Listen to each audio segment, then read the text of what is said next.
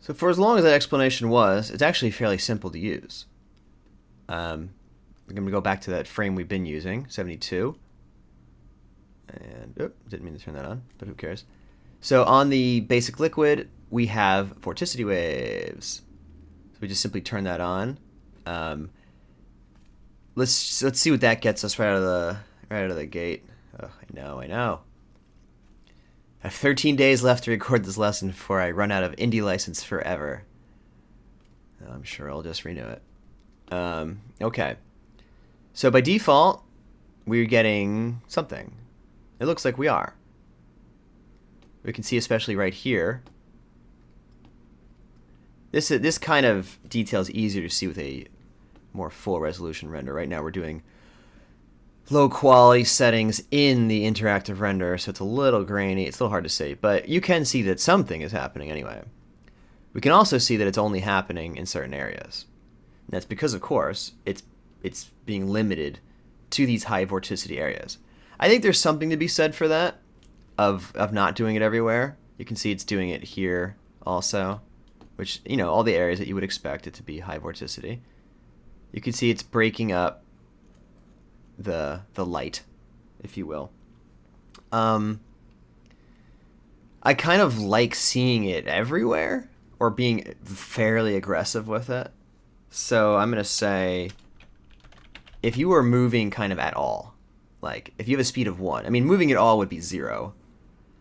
So I'm going to say if you really are going very slowly for some reason, like you're pulling up somewhere, maybe along the sides, then maybe don't do it. But otherwise, 1 to 5. If we were to look at, to visualize back on the geometry, our vorticity, we could once again find a specific range for it. But in general, I think it's a good idea to leverage vorticity waves kind of all over the place. It does a pretty good job. It's a little tricky. In that it is, it can make some visual artifacting, some like dark spots that seem a little odd.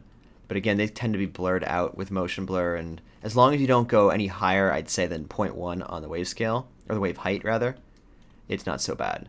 So you can see that, especially like here, it breaks it all up. Now the net result is that your scene is darker.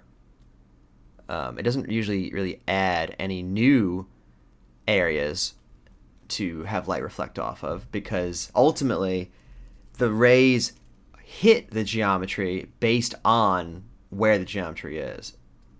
Meaning, like, we're not literally creating a new peak to catch light that wasn't there before. So it's mostly just going to break up light that is already there, with a net result of it being a little bit darker, as you can see. Especially over here, apparently. But nonetheless, it does do a pretty decent job, I'd say, to make things look more high res. Again, especially when it's in motion, because now all these little highlights are just smaller, which gives the impression that there's more smaller features. So that's cool. I'll snapshot that and save it. You can save these to disk, If you go to any given frame, you can click on this thing, and it will save the snap name, frame number, into a folder for you. So that's kind of fun. Let me show you it behaving poorly, though. If you were to go to wave height like 1, you get all this horribleness. So this is the kind of thing we're trying to stay away from. It's doing it. Like, you can see a lot of detail now. Like, it's literally doing what we asked it to do. Like, look at all that detail now in all of these places. So it works, but it looks horrible because the lighting calculations are just basically broken now. They just don't know what to do. So that's kind of fun. It doesn't take much to get there, really. If you do 0.5, you'll actually start to see it break down. So 0.1, you can only really add so much detail with this anyway. So 0.1's pretty good, though. I mean, it really does a pretty good job. Like, especially like right here. Look at that. I mean, that's much nicer. Hey, another siren. So there you go. So that's vorticity waves. Works pretty good. You have these maps again where you can alter it. You don't really need to change anything else on here. So if you like, you could render another, or I know you didn't do it before, but one could render out the full frame range now. I'm going to move on, I think, just right into the whitewater, though. I think we don't need to do that just yet. Cool. I'm going to delete this one, actually, and make a new one now that it's actually done rendering. Cool. All right. Moving on.